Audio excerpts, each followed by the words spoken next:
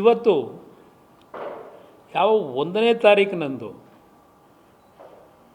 ಮಧ್ಯಾಹ್ನ 2:30 ಗಂಟೆಗೆ ಇರಬೇಕು ಅಂತ ಕಾಣಿಸ್ತದೆ. ಅವತ್ತಿನ ದಿನ ಏನು ಜನಾರ್ದನ್ ರೆಡ್ಡಿ ಅವರ ಮನೆಯ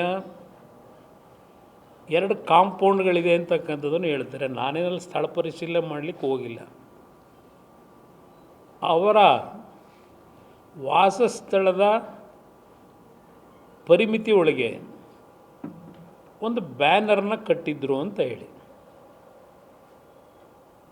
ಆ ಬ್ಯಾನರ್ ಕಟ್ಟಲಿಕ್ಕೆ ಮುನ್ಸಿಪಾಲ್ಟಿಯ ಪರ್ಮಿಷನ್ ತಗೊಂಡಿದ್ರೋ ತಗೊಳ್ಳಿಲ್ವೋ ಅದು ನಾನು ದೊಡ್ಡ ಮಹತ್ವ ಕೊಡಲಿಕ್ಕೆ ಹೋಗಲ್ಲ. ಈಗ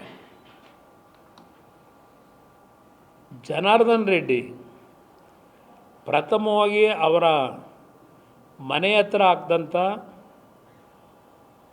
ಬ್ಯಾನರ್ನ ತೆಗೀತಕ್ಕಂಥದ್ದಕ್ಕೆ ಪೊಲೀಸ್ಗೆ ಇನ್ಫಾರ್ಮೇಷನ್ ಕೊಡ್ತಾರೆ. ಪೊಲೀಸ್ನವ್ರು ಬಂದು ಪ್ರಥಮ ಹಂತದಲ್ಲಿ ಆ ಬ್ಯಾನರ್ನ ತೆಗೆಸಿ ಬುದ್ಧಿ ಹೇಳಿ ಕಳಿಸ್ತಾರೆ ಆ ಬ್ಯಾನರ್ ಕಟ್ತಂಥವ್ರಿಗೆ. ನಂತರ ಜನಾರ್ದನ್ ರೆಡ್ಡಿ ಅವರು ಗಂಗಾವತಿಗೆ ಪ್ರಯಾಣ ಬೆಳೆಸ್ಕೋತಾರೆ.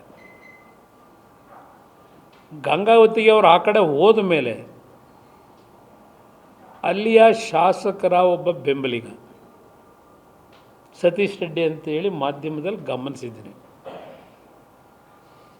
ಅವನ ಜೊತೆಯಲ್ಲಿ ಒಂದು 10-12 ಜನ ಅವನ ಬೆಂಬಲಿಗರು ಜನಾರ್ದನ್ ರೆಡ್ಡಿ ಮನೆ ಮುಂದೆನೇ ಚೇರ್ ಹಾಕೊಂಡು ಮತ್ತೆ ಇನ್ನೊಂದು ಬ್ಯಾನರ್ ಕಟ್ಟಿಸ್ತೀನಿ, ಯಾರು ಬರ್ತಾರೆ ನೋಡ್ತೀನಿ ಅಂತೇಳಿ 10-12 ಜನ ಕರ್ಕೊಂಡೋಗಿ ಕೂತ್ಕೊತಾನೆ ಮನೆ ಪರಿಮಿತಿ ಒಳಗೆ.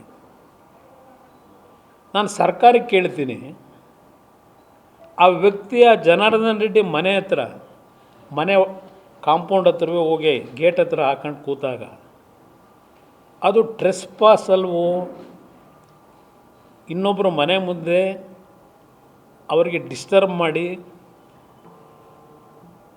ದಬ್ಬಾಳಿಕೆ ನಡೆಸಿ ಅವ್ರ ಮನೆ ಮುಂದೆ ಹೋಗಿ ಚೇರ್ ಹಾಕೊಂಡು ಕೂತ್ಕೊಳ್ತಕ್ಕಂಥದ್ದೇನಿದೆ, ಪೊಲೀಸ್ ಇಲಾಖೆಯನ್ನು ಸತ್ತೋಗಿದೆಯಾ ಈ ರಾಜ್ಯದಲ್ಲಿ? ಈ ಸರ್ಕಾರ ಸತ್ತೋಗಿದೆಯಾ? ಹೋಮ್ ಮಿನಿಸ್ಟ್ರಿ ಕೇಳಲಿಕ್ಕೆ ಬಯಸ್ತೀನಿ.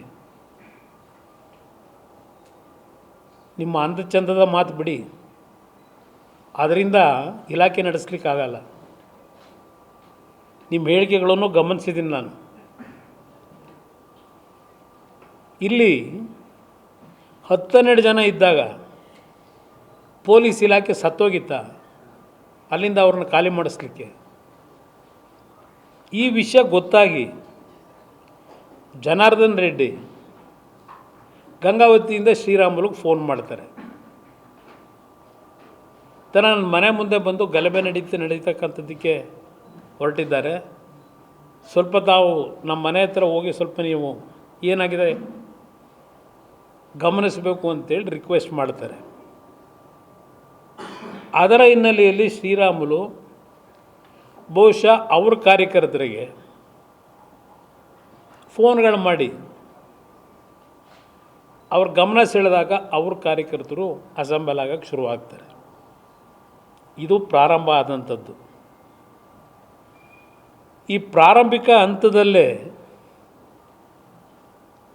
ಇದನ್ನು ಮೊಟಕುಗೊಳಿಸಿದರೆ, ಲಾಠಿ ಚಾರ್ಜ್ ಮಾಡಿ ಇಷ್ಟೆಲ್ಲ ಅನಾಹುತ ಆಗಿ ಕಾಂಗ್ರೆಸ್ನ ಕಾರ್ಯಕರ್ತ ಬಲಿಯಾಗ್ತಕ್ಕಂಥ ಅವಶ್ಯಕತೆ ಇತ್ತಾ?